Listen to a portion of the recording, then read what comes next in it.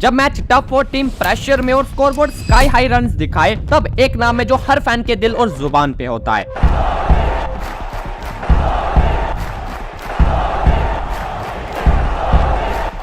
विराट ने अपने कैरियर में ऐसे रन चेजेस करके इंडिया को जीत दिलाई है, जहां दूसरी टीम्स बस ये सोचते रह गई कि हमसे गलती कहां हो गई। चाहे श्रीलंका के सामने नॉट आउट 133 बनाकर दुनिया के सबसे खतरनाक बॉलर को धोना हो, या फिर वर्ल्ड कप के सेमीफाइनल में साउथ अफ्रीका के खिलाफ वो क्लासिनो और ऑस्ट्रेलिया के खिलाफ नॉट आउट 82 की इनिंग्स तो आज भी हर फैंस को गूज बम्स देती है। और आज के इस वीडियो में हम उन्हीं ग्रेट रन चेजेस की बात करेंगे, जब किंग कोहली ने इम्पॉसिबल को पॉसिबल कर दिखाया और वो बन गए the chase master. So let's start the video number 9 और शुरुआत करेंगे उस मैच से जिसने विराट कोहली को दुनिया के सामने as a chase master introduce किया था। बात है 2012 की, इंडिया और श्रीलंका के बीच सीबी सीरीज का मैच खेला जा रहा था और इंडिया को इस सीरीज में जिंदा रहने के लिए इस मैच में श्रीलंका को एक बड़े मार्जिन से हराना था। टॉस जीतकर इंडिया ने श्रीलंका को बैटिंग का ऑफर दिया, पर कुछ देर बाद इंडिया का यही फैसला उन्हीं पे भारी पड़ता दिखाई देने लगा, क्योंकि तिलक रत्न ने दिलशान के नॉट आउट 160 रन और कुमार संगकारा की 105 रनों की इंपैक्टफुल पारी ने श्रीलंकन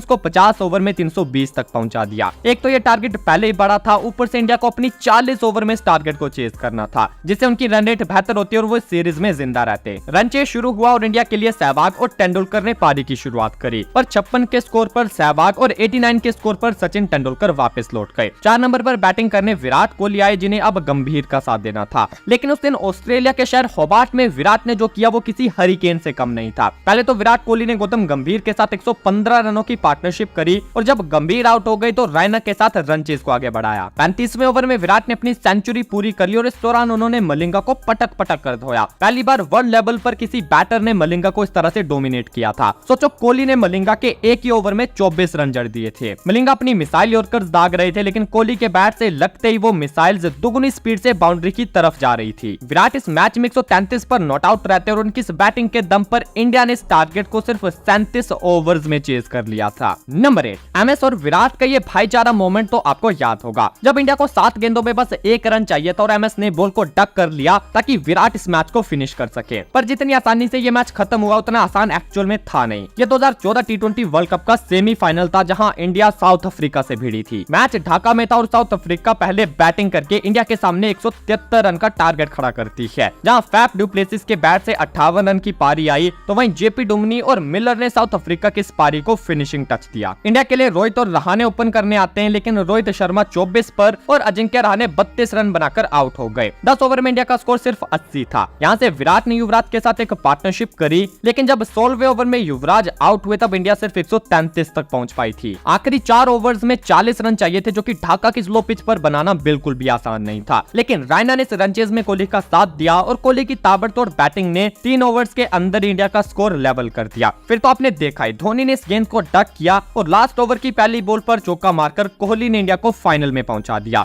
इस पारी में कोहली ने 44 गेंदें खेलकर 72 रन बनाए थे, जिसमें 5 चौके और 2 छक्के भी शामिल थे। नंबर 7, जब टीम का स्कोर 49 पर 3 हो जाए और ऑस्ट्रेलिया जैसी टीम के सामने रन चेज करना हो, तब बैटिंग टीम हमेशा अपने आप को बैकफुट पर समझेगी। लेकिन वहीं अगर विराट कोहली खड़े हो जाएं तो ऑस्ट्रेलिया का घमंड भी टूट जाता है, जो कि आप उनकी इस वाली पारी में देखोगे। यह मैच 2016 के टी20 वर्ल्ड कप में खेला गया था। छोटी छोटी पार्टनरशिप से ऑस्ट्रेलिया ने अपना स्कोर 161 तक पहुंचा दिया और बाकी जिम्मेदारी उनके बॉलर्स पर थी। इस रन चेज में इंडिया की शुरुआत खराब रहती है और 49 के स्कोर पर 3 खिलाड़ी आउट हो जाते हैं, जिसमें शामिल थे रोहित शर्मा, शिखर धवन और रैना जैसे मैच विनर्स। लेकिन यहाँ कोहली ने एक एंड पकड़ लिया और दिखाया कि वो अकेले पूरे मैच को बदल सकते हैं। ऑस्ट्रेलिया ने भले ही इंडिया पर शुरुआत में प्रेशर डाला, लेकिन जब विराट आए तो उन्होंने ऑस्ट्रेलियन बॉलर्स को प्रेशर में ला दिया। स्टिल आखिरी की 18 गेंदों में 39 रन चाहिए थे और यहाँ कोहली ने फॉकनर के एक ओवर में 2 चौके और 1 छक्का मारकर 19 रन जड़ दिए। अगली ओवर कुल्टर 9 लेकर आते हैं, जिसमें कोहली ने अपना विराट रूप दिखाते हुए 4 चौके जड़ दिए। मैच लास्ट ओवर तक पहुंच गया, लेकिन पहली ही गेंद पर कोहली ने इस चौके के साथ उसे खत्म भी कर दिया। इस पारी में कोहली के बैट से 51 गेंदों में नॉट आउट 82 रन आए थे,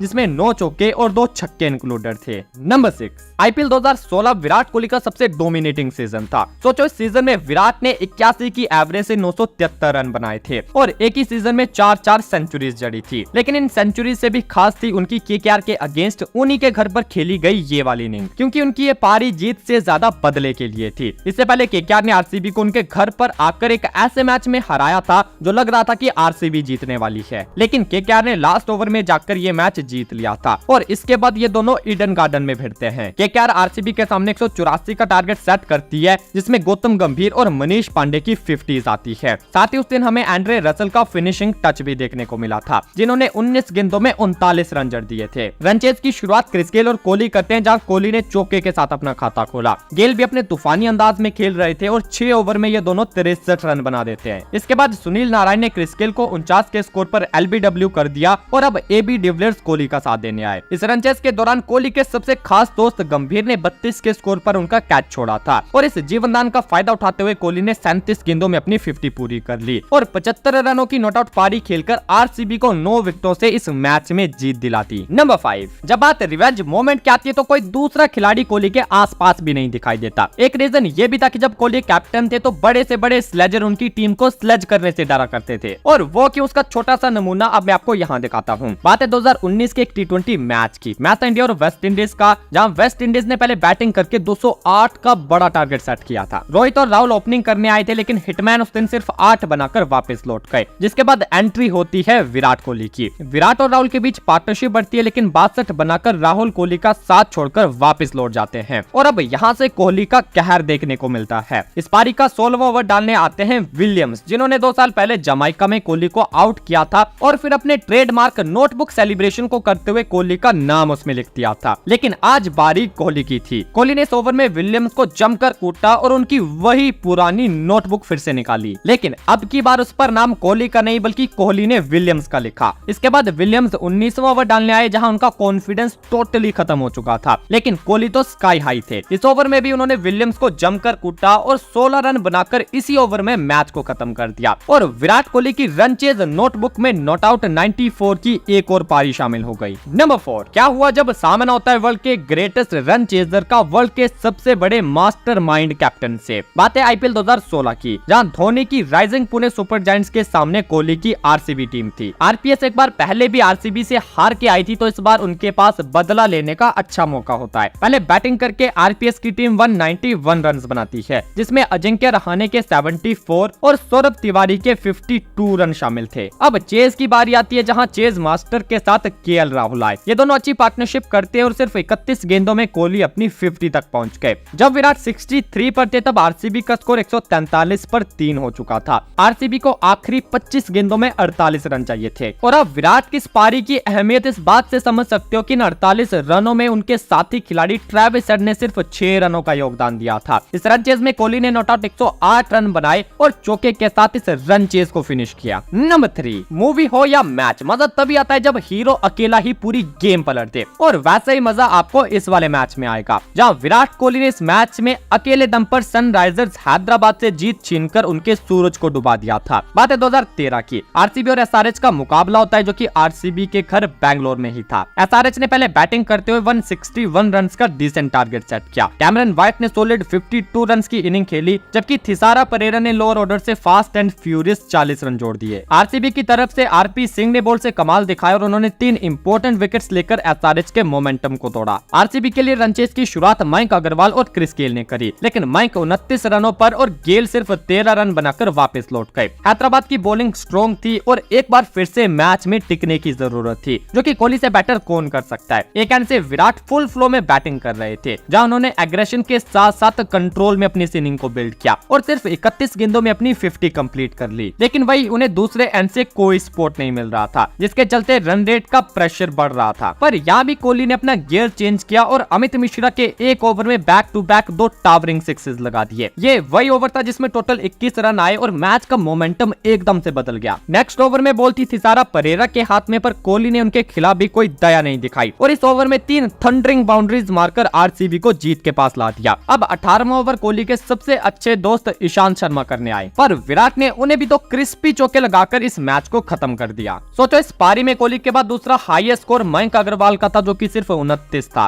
कोहली ने अकेले 93 रन बनाए और एक बार फिर से सबको दिखाया कि चेज कैसे किया जाता है। नंबर 2, अक्सर बर्थडे पर कोई दूसरा हमें गिफ्ट देता है, लेकिन इस दिन विराट ने खुद के बर्थडे पर अपने साथ साथ पूरे इंडिया को को गिफ्ट दिया था। सेंचुरियन में इंडिया और साउथ अफ्रीका के बीच ओडीआई सीरीज का छठा मैच खेला गया, जिसमें साउथ अफ्रीका की टीम इंडिया के सामने 50 ओवर में 205 रन का एक डिसेंट सा टारगेट सेट करती है। शार्दुल ठाकुर ने इस मैच में 4 विकेट्स और बुमराह और यूजी 2-2 विकेट्स अपने नाम करते हैं। चेस करने के लिए रोहित शर्मा और शिखर धवन की जोड़ी आई, पर उस दिन रोहित जल्दी आउट हो गए। रोहित के बाद धवन का साथ देने के लिए कोहली ने एंट्री ली, लेकिन 18 रन बनाकर धवन भी वापस लौट गए, जिसके बाद अजिंक्य रहाणे क्रीज पर आए। रहाणे बस एक एंड पर टिके थे और कोहली ने इस रन चेज को लीड किया। इस चौके के साथ अपनी 47th ओडीआई 50 पूरी की और 204 के एक छोटे से टारगेट को चेस करते हुए भी सेंचुरी जड़ दी। इस रन चेज में कोहली ने अकेले 129 रन बना दिए और यहाँ भी दूसरा हाईएस्ट स्कोर सिर्फ 34 था, जो कि रहाणे ने बनाए थे। नंबर 1, आई नो कि विराट की जितनी भी पारियां देख के हमारा मन नहीं भरता, इसलिए अगर आप कमेंट में किंग कोहली लिखोगे तो हम जल्दी से इसका पार्ट 2 लेकर आएंगे। और अब बात करेंगे ऐसे रेयर मोमेंट की जो कि सच में 1 in a trillion था। अब तक आपने कोहली को बैट से जलवा दिखाते देखा, लेकिन इस मैच में कोहली ने अपनी गेंद से कुछ ऐसा कर दिखाया जो कि आज तक किसी बॉलर ने नहीं किया। अब वो क्या था वो जानने के लिए तो आपको ये वाली वीडियो देखनी होगी, और जो लोग हमारा फेस रिवील देखना चाहते हैं वो हमारे इस वाले चैनल को सब्सक्राइब कर सकते हैं।